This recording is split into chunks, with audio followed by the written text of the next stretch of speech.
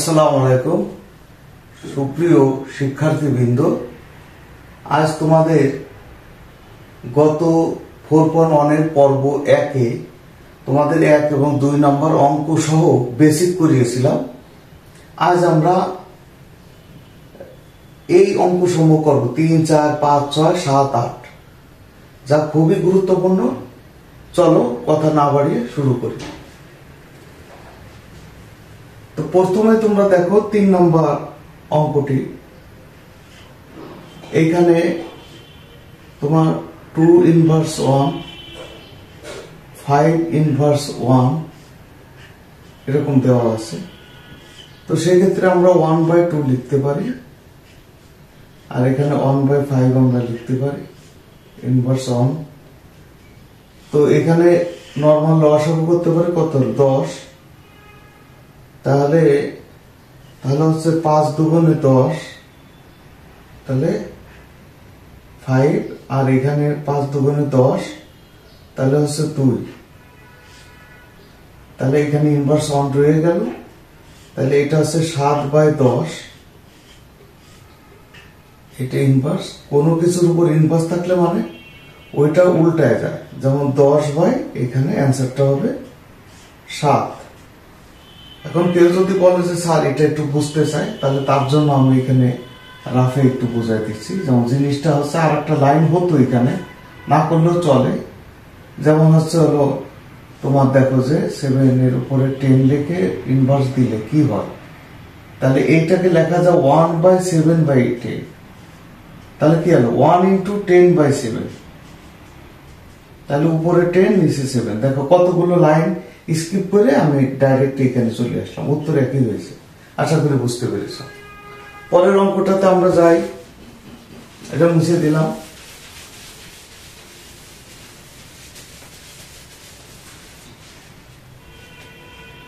চার নম্বর অঙ্কটা একটু দেখো সবাই।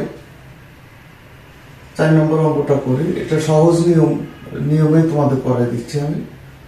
তো দেখো 2 ইনভার্স 3 1, তাহলে শিক্ষার্থীরা এই ভুলটা করে। এখানে দেখা যাচ্ছে এইরকম এই ভুলটা করে, কিন্তু কি করে 1/2 আসলে এটা 1/2 হবে না। কেন হবে না? কারণ কি, শুধু এর উপর ইনভার্স আছে। তো সেক্ষেত্রে তোমার কি করতে হবে, 1/a দিতে হবে, এটা প্লাস 3 × 1/b হবে। শুধুমাত্র b এর উপর ইনভার্স আছে। আশা করি বুঝতে পেরেছ। শুধুমাত্র b এর উপরে ইনভার্স আছে, এখানে শুধুমাত্র এর উপর ইনভার্স আছে। সুতরাং চেঞ্জ হবে এটা কারণে এইভাবে লেখা যাবে না 1/2a। 1/2a হতো যদি এইরকম থাকতো, এরকম থাকলে এটা লেখা যায়, এটা ঠিক আছে লেখা। কিন্তু এরকম তো নাই, আছে শুধু কার উপরে, এর উপরে। এখানে কার উপরে, b এর উপরে। তো দেখা গেল যে এখানে 2/a লিখলাম প্লাস 3/b লিখলাম, এইখানে ইনভার্স 1 দিলাম। তাহলে এইখানেও ওই রকম করে লসাগু করবো a b। তাহলে a কাটা গেল, তাহলে থাকলো কত, 2b।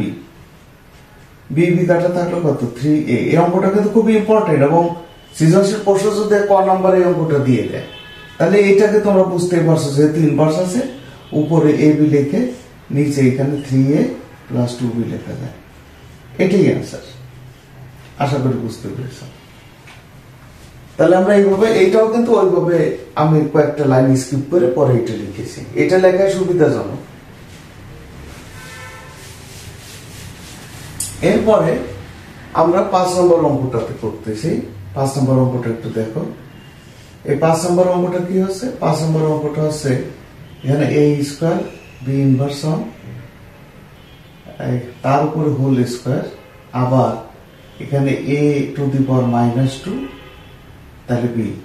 আমরা যখন এটা উচ্চারণ করব তখন এটা বলবো b ইনভার্স 1, আর এটা কিন্তু a ইনভার্স 2। এটা উচ্চারণ করা ঠিক হবে না, যদিও অনেকে করে, সমস্যা নাই, কিন্তু তারপরেও সঠিকটা হচ্ছে a⁻²। এটা বলাই ভালো। শুধু 1 এর ক্ষেত্রে ইনভার্স কথাটা ব্যবহার করা হয়। তাহলে আমরা সবচেয়ে সহজ নিয়ম, এটা বিভিন্ন প্রকারের নিয়মে আছে, 2-3টা নিয়মেই করা যায়। সবচেয়ে সোজা বুদ্ধি হচ্ছে এই পাওয়ার দিয়ে সবাইকে গুণ করে ফেলা।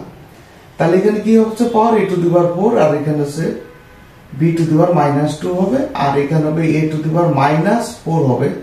কেন? কারণ এই পাওয়ারটা সবার উপরে আছে, এই নিচে যে হর আছে তার উপরেও আছে, তাহলে আবার এখানে হবে বি স্কয়ার।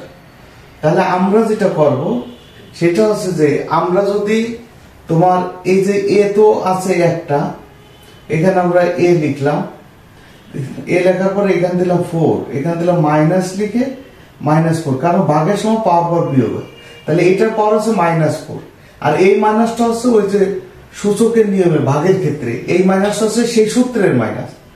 আশা করি বুঝতে পেরেছো। আর বি টু দি পাওয়ার -2 আছে, এইখানে যেহেতু প্লাস আছে এটা মাইনাস হয়ে গেল, কারণ এটা সূচকের নিয়ম, যেহেতু নিচে ভাগ আছে এই যে ভাগের বিয়োগ হচ্ছে এটা, আর 2টা হচ্ছে এটা। আশা করি বুঝতে পেরেছো। তাহলে আমরা কিভাবে করবো? তাহলে হচ্ছে হলো এখানে হলো 4 প্লাস, এখানে হচ্ছে হলো 4 প্লাস 4 আর into B to the power -4। তাহলে কি হলো? এখানে হচ্ছে A to the power 8 into B to the power -4 sorry. তাহলে কি হলো?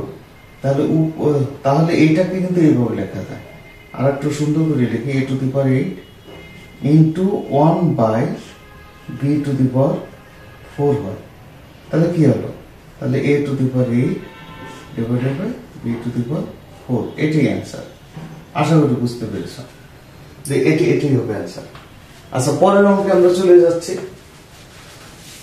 এইভাবে যদি তোমরা ক্লাস 9 এবং 10 এর শুরু থেকে, যেহেতু এই বইটা ক্লাস 9 এর জন্য নতুন এবং 10 এর জন্য নতুন, এই জন্য আমি লিখেছি নবম ও দশম শ্রেণী বিষয় গণিত পর্ব 2 অনুশীলনী 4.1।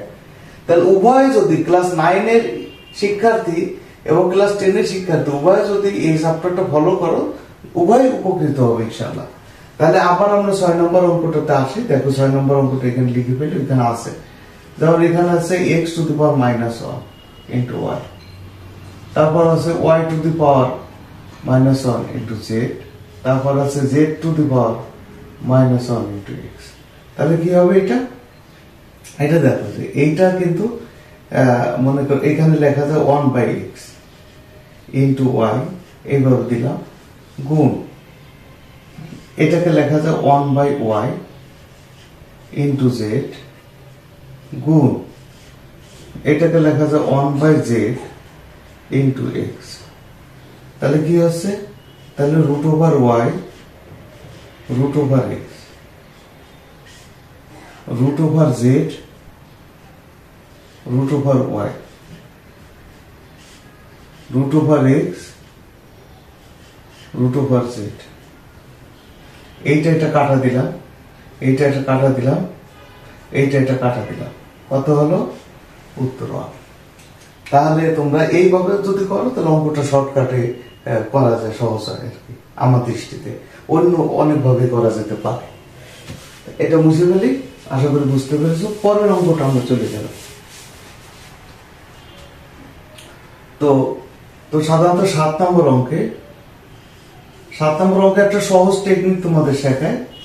এই ধরনের অঙ্ক কিন্তু যেমন 7, 8, 6, এই 6 নম্বরটা কিন্তু ক নম্বর বা খ নম্বরও দিয়ে দেয়, আর 7, 8 কিন্তু খ নম্বরে দিয়ে দেয়। এটা দিবি, যেমন এইটা বা এটা যে কোনো একটা, আবার বলুন এটার সাথে আরো সংখ্যা টঙ্ক পাল্টা দিয়ে দেয়। সুতরাং এই দুটো অঙ্ক তোমরা 7 আর 8 একটু বেশি বেশি সলভ করার চেষ্টা করবে, প্র্যাকটিস করার চেষ্টা করবে।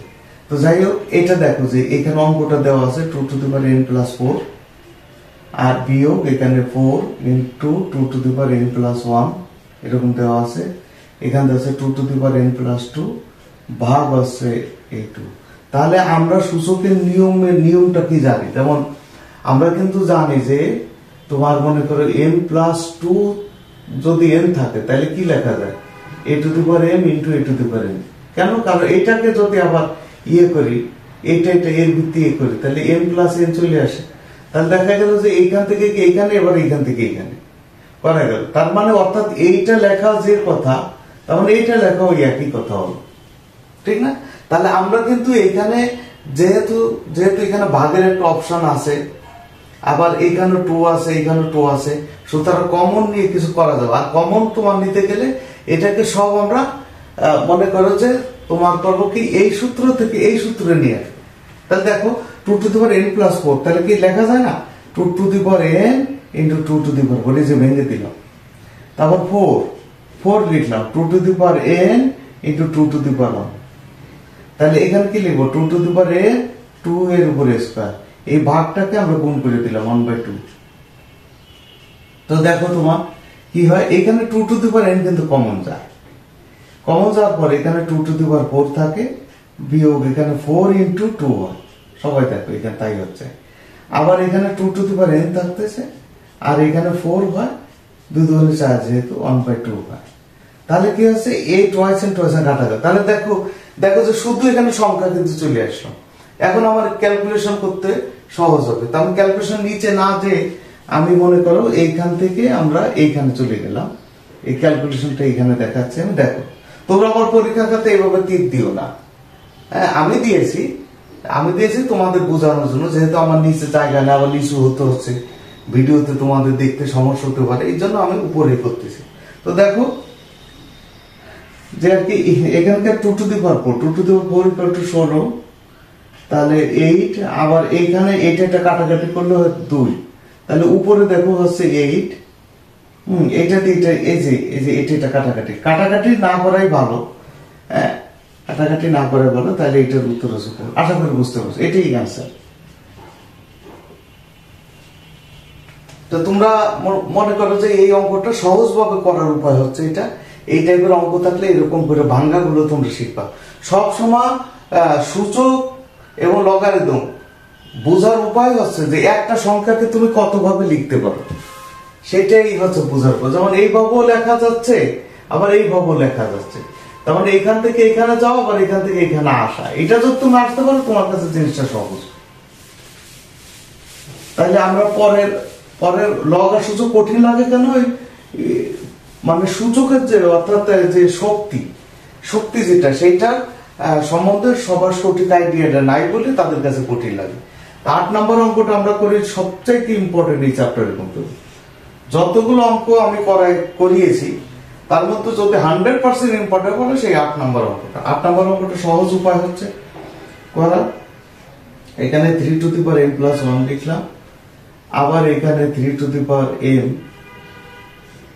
এইখানে -1 লিখলাম, তারপর গুণ দিলাম। সরি, আগে আমি অঙ্কটা তুলে নি, তোমাদের বুঝতে সুবিধা হবে। তাহলে এটা কি হলো 3 টু দি পাওয়ার m -1 লিখলাম, আবার এখানে m প্লাস 1 লিখলাম। তাহলে এখানে কি হলো m প্লাস 1 টু দি পাওয়ার, এটা হলো m স্কয়ার মাইনাস m। তাহলে আমরা এখানে ভাগই রাখি, পরে আমরা এগুলো চেঞ্জ করব। 3 এর উপর স্কয়ার দিয়ে এখানে m প্লাস 1 দিলাম। আবার এখানে কি হবে, এখানে লক্ষ্য করো m স্কয়ার মাইনাস 1। সবাই দেখো যে এখানে গুণের সময় একটা ভুল হয় সবার, m দিয়ে m কে গুণ করলে m স্কয়ারে m দিয়ে আবার 1 কে গুণ দিতে হবে, তাহলে m হয়। অনেকে কি করে m স্কয়ার মাইনাস 1 লিখে ফেলে ভুল করে, তখন কিন্তু অঙ্কটা আর হয় না। তো যাই হোক, এইটা কিন্তু আমরা আবার করি। দেখো এই যে m plus 1, 3 to the power m square minus m। তারপর এইটাকে আমরা কি করলাম, মনে করো যে ভাগ আকারেই রাখি, আপাতত ভাগই থাক, গুণ করার দরকার নেই, ভাগই থাক, ভাগ থাকলেও অসুবিধা নেই। তাহলে গুণ করার দরকার নেই, গুণ করলেও না করলেও হয়। তাহলে এখানে কি হলো, এখানে m স্কয়ার মাইনাস 1 আমরা দিলাম। দেওয়ার পরে সবাই একটু দেখো যে এইখানে আমরা যে কাজ করব পাওয়ার নিয়ে, এখানে 3 আর 3 এর ভিত্তি 3, এই ভিত্তিটা 3, তাহলে কত হলো m plus 1 minus m square. আর যেহেতু এখানে মাইনাস দেওয়া আছে, এই মাইনাসটা প্লাস হয়ে যাবে এই। তারপর এখানে ভাগ যা আছে তাই থাকবে, এখানে ভাগ যা আছে তাই থাকবে, এই যে ভাগ, এটা ভাগ চিহ্ন, হ্যাঁ এটা ভাগ চিহ্ন। তাহলে ভাগ এখানে যা থাকবে তাই থাকলো, এই ভাগটা আমরা সুন্দর করে দিলাম। তারপরে আমাদের যেটা করতে হবে সেটা হচ্ছে যে এইখানে 3 লিখলাম, তাহলে এখানে 2 টু দি পাওয়ার না 3 to the power twice m plus 2 এই পাওয়ারটা বিয়োগ হয়ে যাবে মাইনাস এম স্কোয়ার প্লাস 1। এখানে এই মাইনাসটা কিন্তু প্লাস হয়ে যাবে যেহেতু এখানে মাইনাস চলে আসছে। তাহলে আমরা তোমার এই পর্যন্ত করার পর আমি একটু এখানে মুছে ফেলে বাকি অঙ্কটা তোমাদের সুবিধা বুঝতে তোমরা সব তুলে নাও। এই যে মুছে ফেললাম এটা। আচ্ছা, এখন হচ্ছে পরের পার্টে আমরা চলে যাচ্ছি। পরের পার্টে আমাদের আরো সহজ, এই 3 আর 3 এর ভিত্তি 3। আমরা এখনো কিছু কিন্তু করবো না, যোগ বিয়োগ কিছুই করবো না, লাস্টে যে আমরা সবই করবো। 3 আর 3 এর ভিত্তি 3।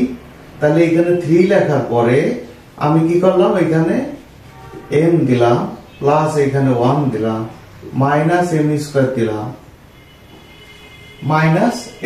দিলাম, তারপর প্লাস m দিলাম, এটা দিলাম। তাহলে এইখানে হচ্ছে মাইনাস টুয়াইস এম দিলাম। তারপরে এখানে একটু মুছে ফেলি, আমি এটা একটু মুছে ফেলি, তার জায়গা হবে।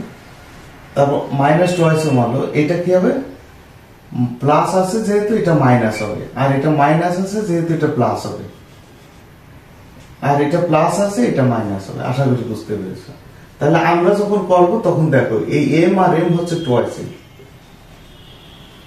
এম এর পাশাপাশি আমরা লিখলাম মাইনাস টুয়াইস এম। তারপর এখানে প্লাস 1 আর এই মাইনাস 1টা কিন্তু কাটা যায়। আর আবার এইখানে শুধু মাইনাস 2 থাকে, আর এটা কিন্তু কাটা যায়। দেখো, লক্ষ্য করো, এখানে এম আর এম লিখেছি আমি কি টুয়াইস এম, আর মাইনাস টুয়াইস এম, আর এই 2টা রয়ে গেল। শুধুমাত্র এইটা থাকে, এই অংশটা থাকে, এই অংশটা থাকে। দেখো আমি তাইতে লিখেছি এম আর এম টুয়াইস এম, এইটা মাইনাস টুয়াইস এম, এটা মাইনাস 2। তাহলে এটা আবার কাটাকাটি করে, তোমরা কাটাকাটি করার চেষ্টা করবে না, আমি বোঝানোর জন্য করতেছি। তাহলে এইটা হলো, তাহলে 1/3 এর উপরে স্কোয়ার ইকুয়াল 1/9। আজ তোমাদের এই পর্যন্তই। তোমরা সবাই ভালো থেকো, সুস্থ থেকো, আমার জন্য দোয়া করো, আল্লাহর কাছে তোমাদের জন্য দোয়া করি, আল্লাহ তোমাদের হায়াতে বরকত দিক। আর আমার এই যে যদি তোমাদের ক্লাস ভালো লাগে বন্ধুদের মধ্যে একটু শেয়ার করবা, আর আমার এই যে ফেসবুক আইডিটা আছে তোমরা সব ফলো দাও। আসসালামু আলাইকুম ওয়া রাহমাতুল্লাহি ওয়া বারাকাতুহু।